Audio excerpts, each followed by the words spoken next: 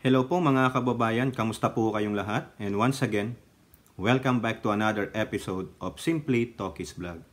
Ang pag-uusapan natin mga kababayan ay itong gaganapin na prayer rally po daw nila. Diyan po sa Cebu. Mamaya-maya na lang yan sa bansang Pilipinas, no? Dito po kasi sa lugar namin ay 24 pa lang ng umaga, no? Pero ngayon po, mga maya-maya, habang napapanood nyo to, umaga na dyan. Baka ready na sila. Baka minumura na nila ang Pangulo natin. Sinasabihan ng kung ano-ano, no? Ito po, nakita lang po natin ito sa Facebook page, ano? Ito po. Sabi dito, Filipinos are not for sale. Prayer rally. Nandyan daw si Mang Kanor the 69th power. Kasi si Kiboloy, Mang Kanor to the 88th power. Ayan. Gaganapin daw po to sa Casadwa SRP grounds in Cebu City. Ayan. 7 p.m. 7 p.m. pala. Tama-tama. Tulog kami nito. Alas 3 ng madaling araw ng umaga, linggo dito, no? Sa Pacific Standard Time. Okay, so tuwan-tuwa po dyan, no? Tingnan nyo naman si Mang Kanor the 69th level. Tapos, sabi din po dito sa Global Daily Mirror, sa kanilang official Facebook page, tignan nyo po, yung tatlong mukha ng demonyo. Not an anti-PBBM rally. Duterte's to attend prayer rally in Cebu. The question is, how about that, yung babae, si Tamil Mil? Attend ba siya dyan? Saka yung kanyang beshi, yung Batman and Robin na si Tambalina ng mga tae, di ba? So, bago tayo magpatuloy, tayo po'y magbibigay pugay at pasalamat sa lahat ng ating channel members, followers, subscribers, nagla-like at nagsishare ng ating mga videos, ganun din po sa mga nagsishare ng kanilang blessings through super chat, super stickers, and super thanks, at ganun din po sa mga nag-purchase na ng ating mga mercs, no? May God bless you all and thank you so much. So yan po, magsisimula ang kanilang prayer rally. Tandaan nyo, ano ba yon? Diba? Yan bang prayer rally nila merong certain kilometer na lalakarin nila habang naglalakad sila, nagdarasal sila, yung mga siguro may mga rosaryo, meron bang ganun dyan? O nakaupo lang sila dyan tulad nung nangyari sa Davao, no? Na pinagmumura, pinagsasabi ng di maganda si Pangulong Marcos, mag-resign ka na, ganyan-ganyan. Pero tandaan nyo, hindi daw anti-PBBM. O anong anti pala to? Anti-People's Initiative. Wala na nga yan eh. Stop na nga yan eh. Dapat, hindi nyo natuloy yan. Isa lang ang isa lang ang nakikita kong dahilan dyan.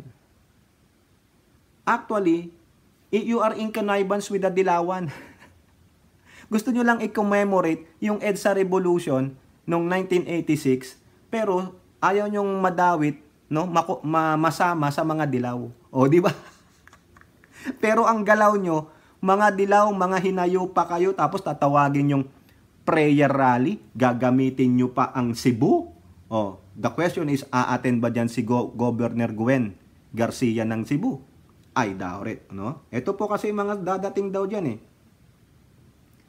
Aside from the Dutertes, other BRPs who will be joining are Harry Roque, Vic Rodriguez, Mayor Mike Rama of Cebu City, Mayor Christian Natividad of Malolos, Bulacan, Glenn Chong, and billionaire Wawawin TV host. Silang mga kupal. Around 20,000 to 30,000 have already committed to join. Nasaan yung 32 million? Pag-uusapan nyo ba dyan yung 51 billion? Nasaan na yung 51 billion?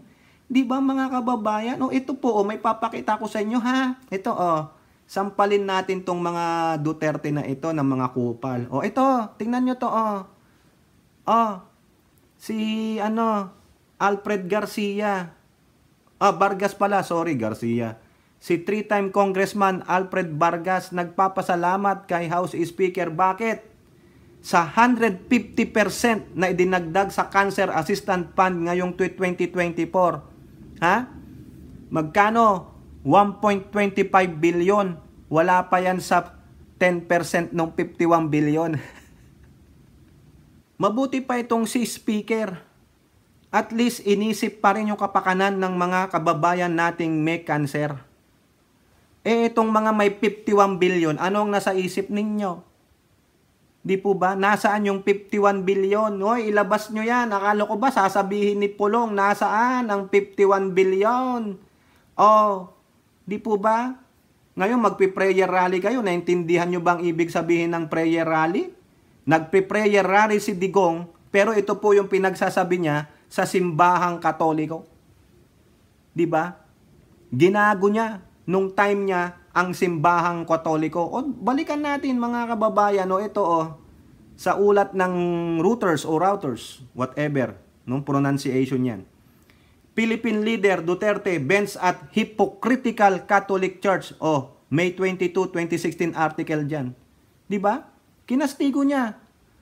The Catholic Church as the country's most hypocritical institution. Tandaan nyo, sinabi niya, hypocrites. Ngayon, ikaw ba hindi hypocrites? Pa-prayer rally kayo? Tapos chinastize nyo ang simbahang Katolika? Ganun ka kababoy. Di po ba? Tama, mali. Next. Ito pa, balikan lang natin. Historya tayo mga kababayan. No? July 8, 2018, Philstar Global article. Duterte, religious leaders should be neutral because of separation of church and state. Ayan. Nasabi niya. Kasi nababati ko siya sa mga illegal drug campaigns niya.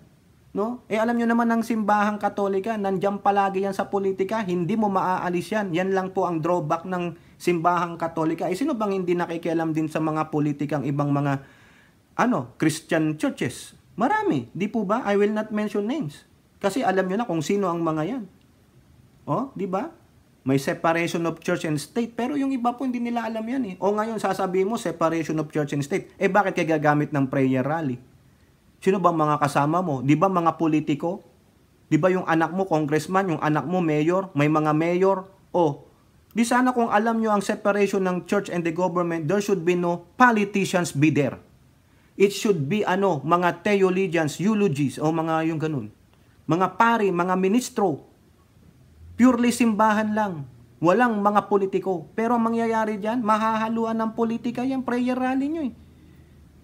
The meaning itself of prayer rally is what? Na-define na po natin yan, binasa natin, is to give praise to God. To sing songs of praises to God. To study the Bible. Lift up your voice in prayer. Di po ba? In unison. To give glory to God. Ano gagawin nyo dyan? Di po ba? Tulad ng ginawa nyong prayer rally sa Davao? One opposition? Dapat sumali na lang kayo sa EDSA.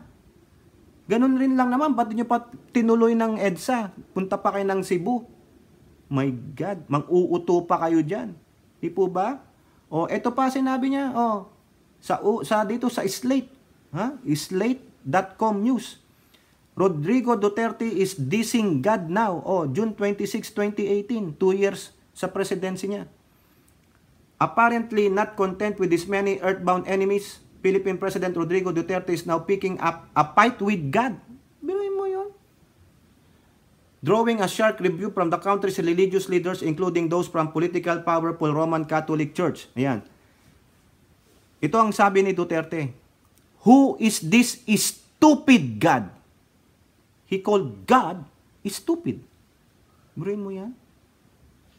Kaya no wonder, yung kanyang BFF na si Apollo Quiboloy, wala ring kwenta.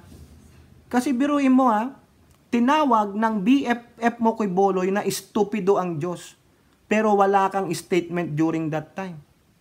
Hindi ka ba nasaktan? Wala kang public statement na chinastize mo tong kaibigan mo na tinawag ang Diyos Ama na siyang ama ng ama mong, sinasabi mo na si Jesus Christ, na lolo mo ang God the Father, pero sinabi niya, who is this stupid God? This son of a bitch, tingnan mo, is then really stupid. Di ba? Siya kaya? Tanungin natin, are you a son of a bitch also? You son of a bitch. How can you rationalize a God? Do you believe Tapos ngayon sasali ka sa prayer rally, kanino kayo magdadasal? To the God whom you chastise, to the God who you called stupid, to the God who said the son of a bitch? Di ba? Tama ba yun, mga kababayan? Hypocrite. Because what? Hindi po talaga prayer rally gagawin ng mga yan. There will still be a political agenda on that. Kasi anong reason nila? People's Initiative. Wala na nga yun eh. Hindi na mainit na usapin eh. Ang usapin ngayon is the chacha. For economic provisions only. Dapat sumama na lang kayo dun sa EDSA. Para naman dumami yung nasa EDSA, hindi na mabibilang. Mga 100 lang kayo, 50 kayo. Dito sinasabi nila, 20 to 30,000 daw sila. Di po ba? Ganyan ba kabulag ang mga Cebuano dyan, na a-attend dyan? No? Kung kayo religious kayo, alam ko nandyan yung Magellans ko sa maraming mga Katoliko dyan sa Cebu. And then, a-attend kayo, sasama kayo sa taong nagsabi na ang Diyos ay stupido. Di ba? Na tinawag niya ang Diyos na son of a bitch. Winalang hiya niya ang Diyos. Tapos pakikinggan niyo siya, sasamahan niyo siya, ano kayo? Parang nakiayon na rin kayo sa kanyang pangbabastos, pangwawalang hiya sa Diyos. Hindi, patawarin na natin kasi matanda na siya. Siya ba publicly humingi ng tawad sa Diyos? Kung publicly niya tinastay sa Diyos, dapat publicly niya rin humingi ng tawad sa Diyos. Ito pa. Ito matindi sinabi pa, aside doon sa tinawag niyang stupido ang Diyos. Dito, sa NC National Catholic Reporter, in dispute with Catholic leaders, Duterte tell Filipinos to quit church. Ano mo yan? Mag-quit na lang kayo ng church. Tama ba yun? Mag-quit na lang ng church. You don't have to go to church to pray for these idiots. Di ba? Talagang high and mighty si Duterte. Biruin mo yung kaibigan mo, anak ng Diyos, appointed son of God. So therefore, idiot pala si Quiboloy. Tama naman. Idiot kasi. Di ba? Quiboloy, idiot ka pala eh. Sabi nung kaibigan mo, di ba? You don't have to pray, you don't have to pay, you don't have to go to church to pay for these idiots. No? Bayaran daw. Hindi naman nanghihingi ng bayad ang simbahan. It is your giving. Hindi mandatory. Hindi obligatory. Kung ano lang yung nasasaloob mo, kung wala, di wala. Di po ba? But you don't have to do this. Dahil lang sa pagka-disgusto mo sa simbahan, pinapatulan mo. Igago, di ba? Sana naman, mapatawad ka ng Diyos. We know God is forgiving. Di po. Pero yung kaibigan niya, yung BFF niya, na si Quiboloy, wala man lang masabi sa mga time na yan. Di ba? Wala tayong narinig publicly na chinastise niya ang kaibigan niya. Di ba? So therefore, pareho lang sila. Na mapagmalaki, walang modo, walang galang. Paano mo irirespeto? Di ba? Kung sila walang respeto sa mismong Diyos na ating sinasamba at pinapapurihan, na pinapanalangingan, di ba? Paano natin sila rerespetuhin? Paano natin sila igagalang at gagawing halimbawa? Wala eh. Kasi tingin nila, almighty sila. Pero your days will come where God will humble you. Tulad ngayon ang nangyayari sa inyo. Yan ang karma ninyo. Di po ba? Si Digong, ICC. Si Quiboloy, FBI. Senado at Kongreso, yung Kamara. Di ba? Itong masakit, mga kababayan. Akala nyo, hindi porket siguro nagbago na si Digong o whatever, dahil matanda na, kakampihan na siya ng mga religious leader, probably the Catholic sect. Hindi po. Yan po, sa balita ng Rappler. No confirmed religious leader joining Duterte prayer rally in Cebu. Ayan. Wala. Walang a-attend na religious leaders. Nakita nyo to, kagaguhan ni Duterte. Nananalangin pa daw siya. Kaya ka nananalangin? Prime Minister ni Baal. Kay Baal, doon ka na lang. Tapos sasabihin sa'yo ng Diyos, di ba? Yung sinasabi ni Quiboloy, yung anak ni Nebuchadnezzar. Di ba? Yung handwriting on the wall. Ano ba yung salita doon? Nakalimutan ko, mga kababayan eh. no? Yung handwriting on the wall. You have been judged. Di ba? Oh, it is hype as the Cebu Duterte prayer rally said Sunday, February 25th at the South Road Properties, but with less than 2 days before the affair, it seemed no religious leader is going to show up. Members of different Duterte support groups announced in a press conference on Tuesday, February 20, that they will conduct a prayer rally calling on the administration of President Ferdinand Marcos to be transparent on the alleged, tinan nyo alleged lang, signature buying campaign for the amendment of the Constitution. And wala na nga, natigil yung investigasyon dyan eh. Kasi mapapatunayan, wala naman. Di ba? Officials and political figures like Cebu City Mayor Mike Rama, Malolos Mayor Christian Nab, hindi ko nga kilala tong mga to eh. Political figures daw. Si Roque, kilala nyo yan, talakito ko yan eh. Eh wala naman, binokya na yan, di ba? Oh, saka yung anak niyang may 51 billion, saka yung duwag na mayor ng Davao City. Ang mga magsisi-attend. Binasa na natin yan kanina. No? But there was no confirmation of who among Cebu's religious leaders was attending. O baka napagsabihan na yan ng Catholic Bishop Conference of the Philippines o sila yung mga namumuno, yung pinaka-head ng Catholic Church. Rappler reached out Friday, February 23rd to the Secretariat of Cebu, Archbishop Jose Palma and to leaders of other local churches. All said they have yet to receive an invitation to the event. Mukhang hindi iniimbitahan. Eh, ba't di naman kayo nagre-reach out, di ba mga kababayan? Kasi alam na this.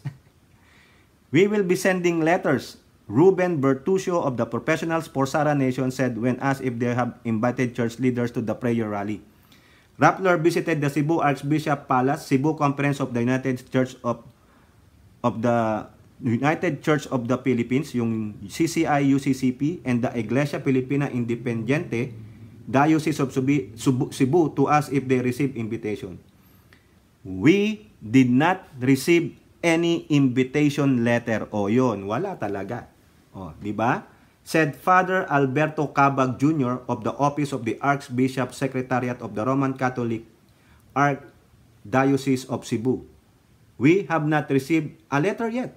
Father Abed Ektual of the IFI Cathedral in Cebu. We did not receive an invitation in the past few days, sabi ni Pastor David Estoye of UCCP Cebu. O, ayan. On Friday afternoon, Kate Cortez Maluya, overall chairman of the prayer, told Rappler that they have invited members of the Iglesia ni Cristo and other Catholic churches. Ooh. Ha? Ayun po ang sabi nila. Pero wala eh. Kaya kung ako sa inyo, huwag nang sabihin prayer rally, huwag na kayong magtago sa disguise ng prayer rally. Tapos sasabihin nyo, yung prayer rally nyo para hindi kastiguhin ang Pangulong Bongbong Marcos. Diba? Not anti-PBBM rally.